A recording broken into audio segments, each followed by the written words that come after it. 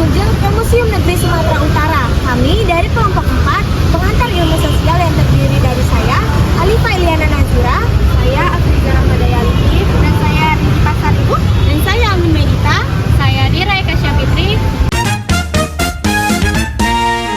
Museum Negeri Sumatera Utara merupakan museum terbesar di Sumatera Utara yang berbagai peninggalan sejarah budaya bangsa, hasil seni dan kerajinan dari berbagai suku di Sumatera Utara. Sebelum memasuki area museum, kita membayar tiket terlebih dahulu di sebelah kiri.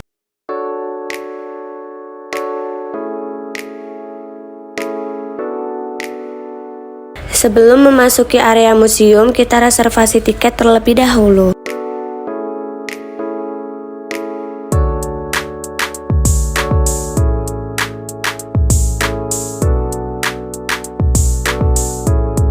Setelah memasuki museum, kita dapat melihat beberapa koleksi piagam yang ada di Museum Negeri Sumatera Utara. Terdapat pula sejarah Provinsi Sumatera Utara dan sejarah Museum Negeri Provinsi Sumatera Utara.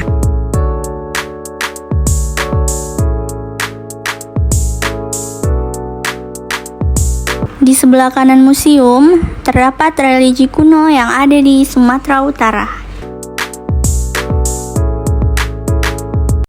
Religi kuno di Sumatera Utara. Jauh sebelum agama-agama Semawi menyambangi Nusantara, penghuni di Sumatera Utara sudah memiliki sistem kepercayaan sendiri. Kepercayaan lokal ini berlandaskan pada kekuatan adikodrati yang berasal dari alam. Mereka tidak hanya meyakini dewa-dewa, namun juga makhluk rohani dan manusia serta arwah leluhur. Masa kerajaan Hindu dan Buddha sebagai pusatnya dan sejak dahulu kala Sumatera Utara ramai dikunjungi para saudagar dari berbagai belahan dunia. Tak hanya berdagang, mereka juga membawa masuk pengaruh dan kepercayaan dari tempat asalnya. Salah satunya adalah yaitu agama Hindu dan Buddha. Terdapat peninggalan Hindu-Buddha seperti replika arca Gajasima Piala, arca Sakti Wisnu, arca Amitabha, arca Wisnu, kepala arca Herukan, prasasti Panai, prasasti Manggis, prasasti Tandidat II.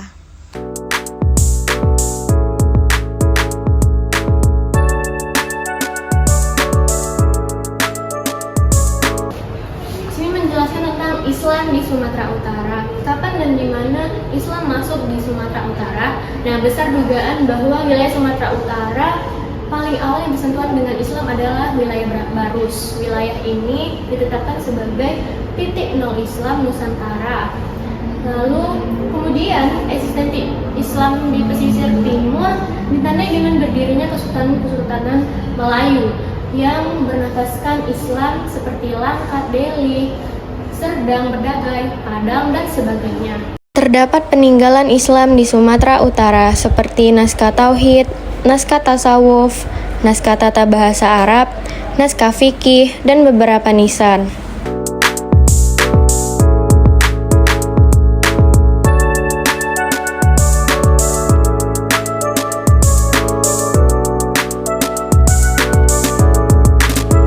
Sumatera Utara di masa kolonial. Ketersediaan mata dagang yang beraneka ragam menjadikan perniagaan di Nusantara menarik pengunjung dari daerah yang jauh, yaitu bangsa Eropa.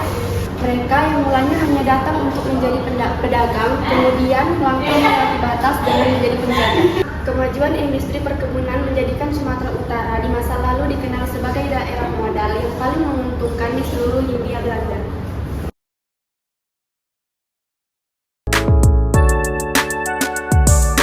Adapun rempah-rempah pada masa kolonial seperti kayu manis, pala, lada hitam, lada putih, cengkeh, tembakau, dan kopi.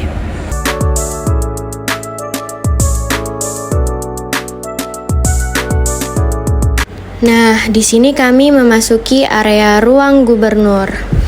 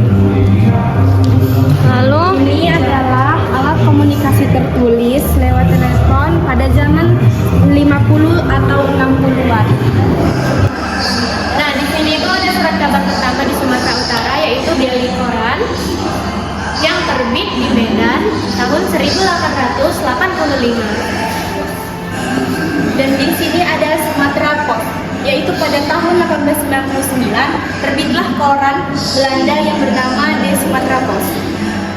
Pers di Sumatera Utara pada tahun 1945 sudah ada lebih dari 100 surat kabar yang terbit di Sumatera Utara. Nah, dapat kalian lihat beberapa tokoh-tokoh pers di Sumatera Utara dari tahun 1885 sampai 1995. Di sini juga ada, bisa kalian lihat.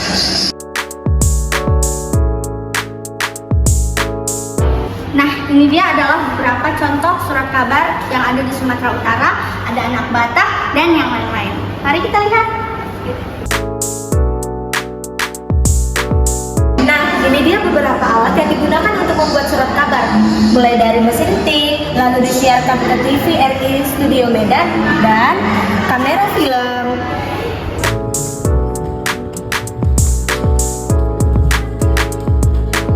Nah, di sini terdapat pembuatan kain ulos yang merupakan kain khas dari suku Batak.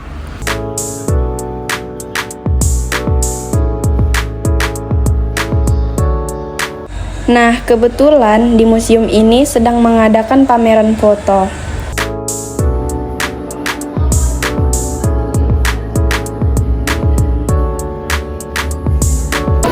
Nah, di sini tuh ada rumah tradisional di Sumatera Utara. Keragaman budaya di Sumatera Utara dapat dilihat dari bentuk rumah tradisional. Setiap teknik menampilkan ciri khas masing-masing dalam karya arsitektur mereka. Rumah-rumah tradisional di Sumatera Utara adalah rumah panggung yang dibangun tanpa pasak dengan bahan-bahan alami seperti kayu, ijuk, dan daun nipah. Sumatera Utara merupakan salah satu provinsi di Indonesia yang terkenal dengan masyarakatnya yang multi etnik. Penduduk asli meliputi suku Melayu, Nias, Batak Toba, Mandailing, Simalungun, Karo, Pakpak, dan masyarakat adat pesisir beserta beberapa suku pendatang. Nah, di sini ada suku Melayu. Orang Melayu di Sumatera Utara umumnya menempati wilayah-wilayah pesisir timur dan bahasa yang dipakai adalah bahasa Melayu. Selanjutnya ada Batak Toba. Batak Toba sendiri umumnya bermukim di daerah Kabupaten Tapanuli Utara, Lembang Hasundutan.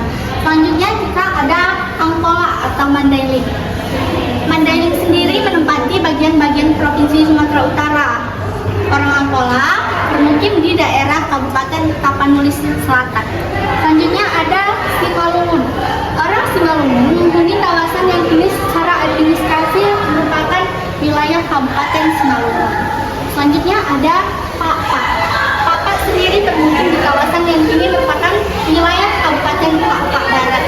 Selanjutnya ada suku Karo.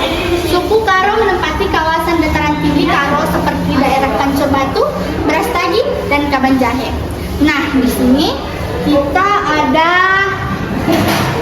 Nias.